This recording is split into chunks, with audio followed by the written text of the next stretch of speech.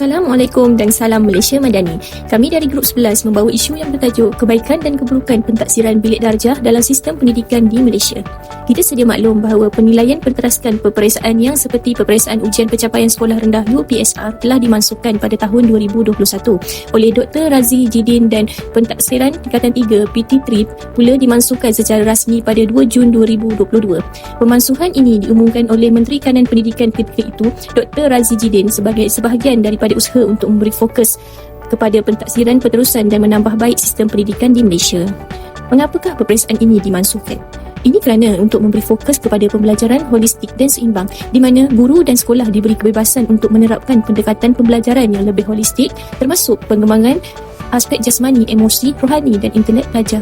Peluang untuk pelajar kurang berjaya secara akademik di mana tanpa tekanan UPSR dan PMR mempunyai lebih banyak peluang untuk menonjolkan potensi dalam bidang lain seperti seni, sukan dan kemahiran teknikal.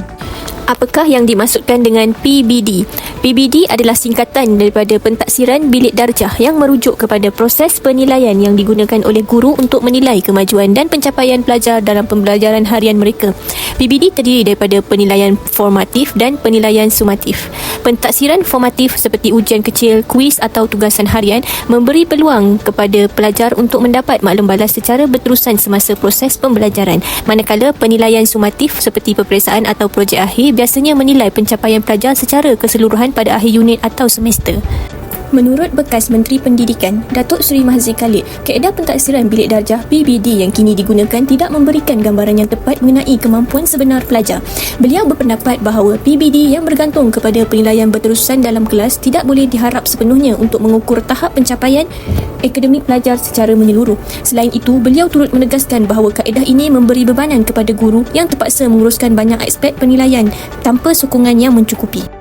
Namun begitu, pentaksiran bilik darjah PBD membantu guru menilai pelajar secara berterusan melalui pelbagai kaedah termasuk projek pembentangan dan pemerhatian dalam bilik darjah.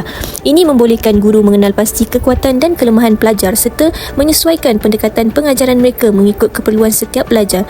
Penilaian ini bukan bertujuan untuk membandingkan pencapaian murid tetapi untuk memberikan laporan yang lebih bermakna bagi menambah baik pembelajaran mereka secara berterusan.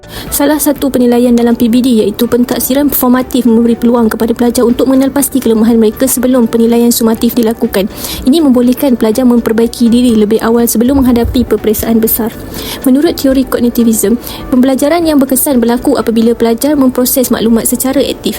Dengan maklum balas segera, pelajar dapat memperbaiki kelemahan mereka secara berperingkat, menjadikan pembelajaran lebih bermakna dan mendalam. Penilaian sumatif pula memberikan penilaian objektif yang membantu mengurangkan ketidakadilan yang berpotensi timbul dalam penilaian yang bersifat subjektif. Selain itu, perubahan ini mengurangkan amalan persaingan yang kerap dilihat dalam sistem berasaskan peperiksaan. Guru dan pentadbir sekolah kini mempunyai lebih banyak ruang untuk fokus kepada perkembangan individu pelajar. Namun begitu, bagi memastikan keberkesanan, sekolah dan guru perlu bekerjasama dalam melaksanakan PBD dengan pemantauan dari pihak Kementerian Pendidikan bagi mengelakkan sebarang jurang antara sekolah bandar dan luar bandar. Namun begitu, apakah cadangan untuk penambahbaikan dan penyelesaian masalah berkaitan PBD yang dirasakan sesuai untuk diketengahkan? Apakah garis panduan yang jelas dan latihan untuk guru dirasakan sesuai sebagai penambahbaikan? Jika begitu, pihak sekolah dan kementerian perlu menyediakan bengkel atau sesi latihan untuk membimbing guru untuk menggunakan rubrik penilaian dan kaedah penilaian yang sama. Lain itu, kaedah penilaian yang pelbagai.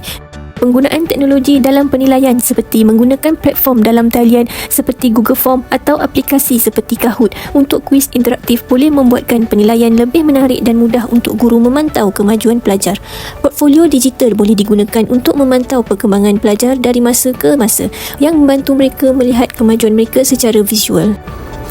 Semoga dengan adanya usaha-usaha dan sokongan yang berterusan untuk penambahbaikan dan pelaksanaan PBD ini, nescaya pendidikan di Malaysia dapat pergi lebih jauh dan mampu melahirkan rakyat yang lebih holistik dan berilmu tinggi seterusnya menyumbang kepada pembangunan pendidikan di Malaysia. Akhir kata, bak kata berpatah, bersatu teguh, bercerai roboh. Marilah kita bersama menjayakan pelaksanaan PBD ini kerana alang-alang menyeluk perkasam biarlah sampai ke pangkal lengan. Sekian daripada kumpulan kami iaitu Nazirul sebagai penyunting penulisan, Iwani sebagai penyunting kandungan, Diana sebagai penyunting video dan saya sendiri Hasifah yang melaporkan. Sekian, terima kasih.